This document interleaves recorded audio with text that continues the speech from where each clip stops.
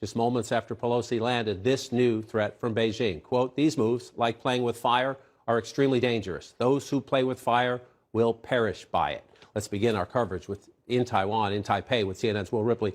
Will, we've been waiting for this, and Speaker landed. The Air Force lit up the flag on the jet. She stepped off the plane defiantly. And China has now responded defiantly with what they are saying are going to be military exercises, various military exercises happening around the island of Taiwan in the coming hours. It is now midnight here in Taipei. So you're talking about overnight military exercises. We're not entirely sure how it's going to look, how it's going to sound. Will there be anyone in Taiwan who could hear echoing booms, you know, off on the distance from the water in the middle of the night from China? I mean, this is the dramatic kind of effect that they're going for. But now, of course, that we know that in addition to the propaganda videos and the statement, now that Nancy Pelosi is on the ground in Taipei and she has arrived safely, that China is going to be assembling some sort of military, formations. Theoretically, it takes a while to get these things approved in a bureaucracy like China. So they must have been working on this plan either before or right when the news started to leak out about Pelosi's planned trip. And now you actually have them announcing that these military drills will be underway. Now, in terms of the Taiwan government perspective, now that Speaker Pelosi has arrived here, they're finally starting to publicly acknowledge that she's here and welcome her here. It was radio silence all day long from the president's office on down. And John, this is one of the most transparent governments here in Taiwan I've ever covered. And they normally are always on digital and social media, putting information out to get in front of things. But they were very quiet about Speaker Pelosi, even saying when the foreign minister, Joseph Wu, was at the airport waiting for her, that it was a VIP guest that he was waiting for. They would not confirm until she was here. And it just speaks, John, to the sensitivity of this whole situation. We also have just confirmed, this is brand new CNN reporting from my producer, Eric Chung, that the speaker will indeed be going to the presidential office and parliament tomorrow. She'll be meeting with members of parliament. She'll be meeting with Taiwan's president. And we have that now officially confirmed just a few minutes ago. Well, Ripley for us live in Taipei will keep us posted on this important development. And let's get now a very important perspective, the perspective of the Chinese government on this visit. Chen Gong is the Chinese ambassador to the United States. He joins us now. Mr. Ambassador, grateful for your time at this important moment. The speaker is in Taiwan, as you well know. China said don't go. She is there now. The Biden White House says this should not be a big deal. Newt Gingrich, the speaker, visited 25 years ago. Why? Why is the Foreign Ministry of China says this? It will definitely take all necessary measures to resolutely safeguard the sovereignty and territorial integrity in response to the U.S. speaker's visit. You just heard our correspondent say there will be overnight military exercises. It's the Biden White House that says China here is making this a big deal. Why? Well, firstly, on Speaker Pelosi's visit to China's Taiwan region, the Chinese side has repeatedly expressed its firm and strong opposition to the U.S. side at various levels through different channels. The speaker's visit is a major event upgrading the substantive relations between the U.S. and Taiwan, and sends a very wrong signal to Taiwan independent separatist forces. It is a serious violation of the One China principle and the provisions in the 3 signed U.S. joint communiques. She was a serious blow. Sir, I don't want to. Foundation. I don't want to. Seriously infringe China's sovereignty and territorial integrity. That is the position. Sir, let me jump in for 1 second. Forgive me, please. I don't want to make this contentious, but that is the position of your government. But she says she is there in honor of the Taiwan Relations Act. I understand how difficult this is, but Taiwan has a democratically elected government. Speaker Pelosi says it is very important at this time in the world for her, as the top woman in the United States government, the number 3 person in the U.S. government, to show its support. China could have just said, let it go, played it down, ignored it. Instead, the White House would say it is China looking for a provocation here. Well, the question of Taiwan is not about democracy.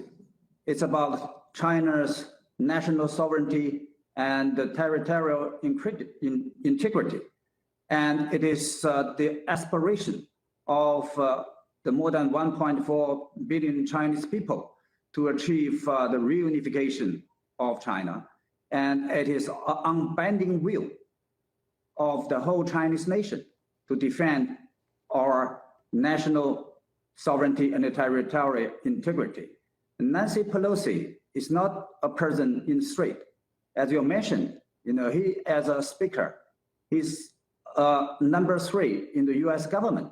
So her visit, in whatever form, at whatever time during his tenure, carries, high political sensitivities, and it will result in the escalation of the tension across Taiwan Strait and escalation of the tension in the U.S.-China relations. So we firmly and strongly condemn and protest against it.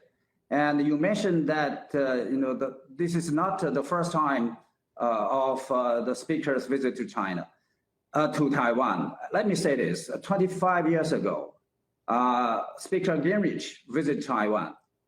It was completely wrong. The Chinese side was firmly opposed to it from the start. The U.S. side should draw lessons from it instead of making repeated mistakes. And one mistake cannot justify the following mistakes in the same nature. Well, Speaker Pelosi says that you have to look around the world, and she sees Russia's invasion of Ukraine. She sees China violating its agreement with Hong Kong about the one government, two systems. And she says, therefore, it is extra more important at this point for the United States to publicly make clear it stands with the people of Taiwan and its democratically elected government. Your government objects. You just condemned it. What will it do about it is the big question. Are these military exercises designed to frighten Taiwan? Will there be a break in relations, any sanctions? What would happen in the U.S.-Chinese relationship? Well, people should not confuse the question of Taiwan with the Ukrainian conflict. And on the question of Taiwan, it concerns China's core interest. And some people here in the United States, on the issue of Ukraine, they emphasized national sovereignty and territorial integrity. But why they do whatever they want to damage China's core interest, infringe China's national sovereignty, territorial integrity? This is a play of a double standards. So we firmly reject that. And China has every right to defend its sovereignty and territorial integrity. We are fully justified to do what we must. The current situation is created purely by the US side. So of course, it has to bear the responsibilities. People can have different opinions about who's responsible for the moment. We are at this moment. And as Will Ripley says, the Chinese government has announced these overnight military exercises. Again, that is a risk of a miscalculation and a provocation. Is it not? Is the government of China, President Xi Jinping, is he so determined to get Taiwan that if necessary, he will take it by force? Well, to achieve the reunification, as I said earlier, is the firm and the strong will of the whole Chinese nation. So China's sovereignty cannot be infringed, and the Chinese people cannot be humiliated, and the reunification of China cannot be stopped.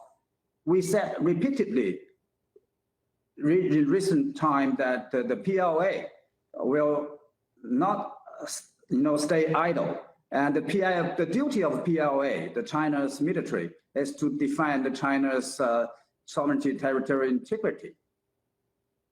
Mr. Ambassador. So we will take whatever we can to respond and to protect, to safeguard our sovereignty, territorial integrity. And our response will be very firm, strong, and forceful. Full, strong, and forceful. Those are strong words, Mr. Ambassador. I'm grateful for your time today. We will watch how this plays out, and I hope you can stay in touch with us in the days ahead as this plays out. I appreciate your time today, sir. There's obviously a disagreement about some things, but I appreciate your time. Thank you for having me. Thank you, sir.